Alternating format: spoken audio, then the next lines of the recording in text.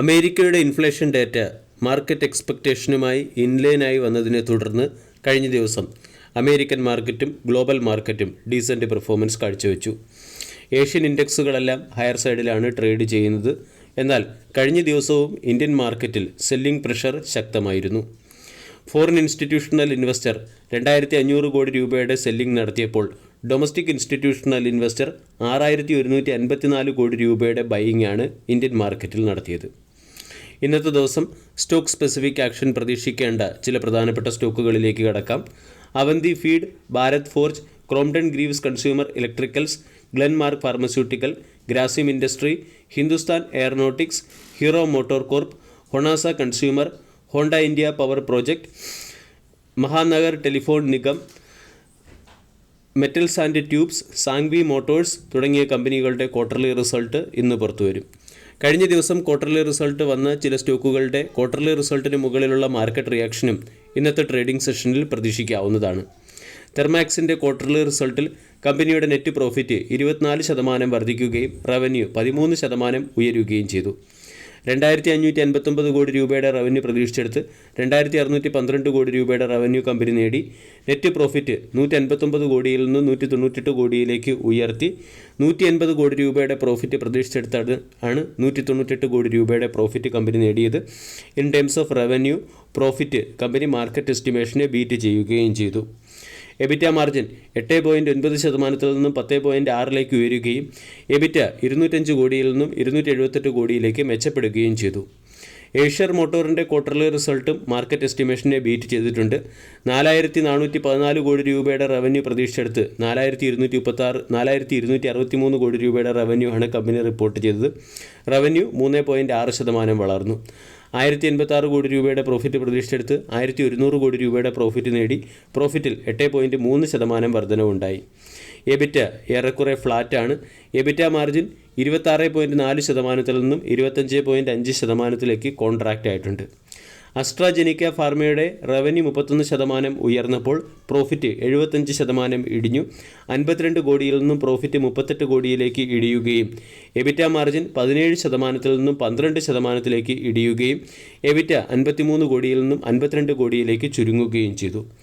Godrej ഇൻഡസ്ട്രീസിൻ്റെ net profit 165 കോടിയിൽ നിന്നും 489 കോടിയിലേക്ക് ഉയർന്നു.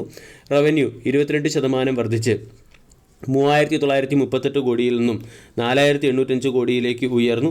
എബിറ്റ മാർജിൻ 6% നിന്നും 12% ഇംപ്രൂവ് ആവുകയും ചെയ്തു. വോഡാഫോൺ ഐഡിയയുടെ ക്വാർട്ടർലി റിസൾട്ടിൽ നെറ്റ് ലോസ് 6432 കോടിയിൽ നിന്നും 7176 കോടിയായി ഉയർന്നു. 6249 കോടി രൂപയുടെ ലോസാണ് പ്രതീക്ഷിച്ചത്. ലോസിൽ ഗണ്യമായ വർധനവുണ്ട്. റവന്യൂ 4% വർദ്ധിച്ച് 10508 കോടിയിൽ നിന്നും 10932 കോടിയായി മാറി. 11243 കോടി രൂപയുടെ റവന്യൂ പ്രതീക്ഷിച്ചു. മാർക്കറ്റ് എസ്റ്റിമേഷനെ മിസ് ചെയ്ത മോശം ക്വാർട്ടർലി റിസൾട്ടാണ് വോഡാഫോൺ ഐഡിയ കാഴ്ചവെച്ചിരിക്കുന്നത്.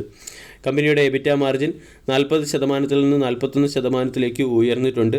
എബിറ്റ 8.2% വർദ്ധിച്ചെങ്കിലും മാർക്കറ്റ് എസ്റ്റിമേഷനെ മിസ് ചെയ്തു. സൺ ടി വിയുടെ നെറ്റ് പ്രോഫിറ്റ് 11% ഇടിയുകയും റവന്യൂ 10% ഇടിയുകയും ചെയ്തു. എബിറ്റ 25% കറക്റ്റായി. എബിറ്റ മാർജിൻ 69% നിന്നും 57% കറക്റ്റായി. ടോറൻ്റ് പവറിൻ്റെ പ്രോഫിറ്റിൽ 8% ഇടിവ് വന്നു. 543 കോടിയിൽ നിന്നും പ്രോഫിറ്റ് 496 കോടിയിലേക്ക് ഇടിഞ്ഞു. റവന്യൂ 6960 കോടിയിൽ നിന്നും 7175 കോടിയിലേക്ക് എത്തി. എബിറ്റ മാർജിൻ 17 നിന്നും 16.8 ഇടിഞ്ഞു. എബിറ്റ 1221 കോടിയിൽ നിന്നും 1207 കോടിയിലേക്ക് എത്തി. ഗാർഡൻ റീച്ച് ഷിപ്പ് ബിൽഡർ അല്ലെങ്കിൽ GRSCയുടെ പ്രോഫിറ്റ് 21% വർദ്ധിച്ചു. 80 കോടിയിൽ നിന്നും പ്രോഫിറ്റ് 97 കോടിയായി ഉയർന്നു. മാർക്കറ്റ് 87 കോടി രൂപയുടെ പ്രോഫിറ്റാണ് പ്രതീക്ഷിച്ചത്. റവന്യൂ 897 കോടിയിൽ നിന്നും 1182 കോടിയിലേക്ക് എത്തി. 915 കോടി രൂപയുടെ റവന്യൂ പ്രതീക്ഷിച്ചു. എബിറ്റ 40% വർദ്ധിക്കുകയും എബിറ്റ മാർജിൻ 5.4% നിന്നും 6% ഇംപ്രൂവ് ആവുകയും ചെയ്തു. ദിലീപ് ബിൽഡ്കോണിൻ്റെ പ്രോഫിറ്റിൽ 63% ഇടിവും റവന്യൂവിൽ 13% ഇടിവും വന്നു. കമ്പനിയുടെ എബിറ്റ 46% വർദ്ധിച്ചിട്ടുണ്ട്. എബിറ്റ മാർജിൻ 11.9 നിന്നും 20.27% ഉയർന്നു. പ്രസിഷൻ ക്യാം ഷാഫ്റ്റിൻ്റെ നെറ്റ് പ്രോഫിറ്റ് ഫ്ലാറ്റാണ്. കമ്പനിയുടെ റവന്യൂ 11% കറക്റ്റായി. എബിറ്റ 17% ഇടിഞ്ഞു. ദീപക് നൈട്രേറ്റിൻ്റെ ക്വാർട്ടർലി റിസൾട്ടിൽ കമ്പനിയുടെ റവന്യൂ 14% വർദ്ധിച്ചു. അതേസമയം നെറ്റ് പ്രോഫിറ്റ് 5.3% ഇടിഞ്ഞു. മാർക്കറ്റ് എസ്റ്റിമേഷനെ മിസ് ചെയ്തു. 200 കോടി രൂപയുടെ പ്രോഫിറ്റ് മാർക്കറ്റ് പ്രതീക്ഷിച്ചെടുത്ത് 194 കോടി രൂപയുടെ പ്രോഫിറ്റാണ് നേടാൻ സാധിച്ചത്. എബിറ്റ മാർജിൻ 17% നിന്നും 14%ലേക്ക് കോൺട്രാക്റ്റ് ആവുകയും ചെയ്തു. മിശ്രധാതു നിഗം ലിമിറ്റഡിൻ്റെ അല്ലെങ്കിൽ MDNLൻ്റെ ക്വാർട്ടർലി റിസൾട്ടിൽ കമ്പനിയുടെ നെറ്റ് പ്രോഫിറ്റ് 71% വർദ്ധിച്ച് 14 കോടിയിൽ നിന്നും 24 കോടിയിലേക്ക് എത്തുകയും റവന്യൂ 15% വർദ്ധിച്ച് 227 കോടിയിൽ നിന്നും 262 കോടിയിലേക്ക് എത്തുകയും എബിറ്റ 36% ഉയരുകയും ചെയ്തു. ഇനി മറ്റ് ചില പ്രധാനപ്പെട്ട സ്റ്റോക്കുകളിൽ വന്ന ലേറ്റസ്റ്റ് അപ്ഡേറ്റിലേക്ക് കടക്കാം. വിപ്രോയും സഹാറ ഇൻ്റർനാഷണലും തമ്മിൽ ഒരു പാർട്ണർഷിപ്പിൽ ഒപ്പുവെച്ചിട്ടുണ്ട്.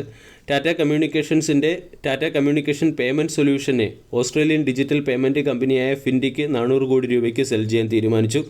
ടാറ്റ പവർ മധ്യപ്രദേശിൽ 126 മെഗാവാട്ട് ശേഷിയുള്ള ഒരു ഫ്ലോട്ടിംഗ് സോളാർ പ്രോജക്റ്റ് കമ്മീഷൻ ചെയ്തിട്ടുണ്ട്.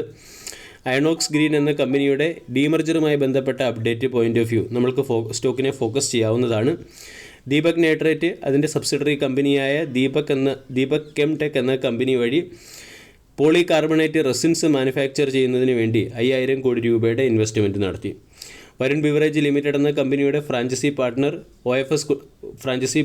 ക്വാളിഫൈഡ് ഇൻസ്റ്റിറ്റ്യൂഷണൽ പ്ലേസ്മെൻറ്റ് വഴി 7500 കോടി രൂപയുടെ ഫണ്ട് റേസ് ചെയ്യാൻ തീരുമാനിച്ചിട്ടുണ്ട്. ഈ QIPയിൽ 4% ഡിസ്കൗണ്ടോടുകൂടി 594 രൂപ പെർ ഷെയർ എന്ന റേറ്റിലായിരിക്കും VBLൻ്റെ സ്റ്റേക്ക് സെൽ ചെയ്യുക. വീഡിയോ എല്ലാവർക്കും ഇഷ്ടമായി എന്ന് വിശ്വസിക്കുന്നു. Thank you.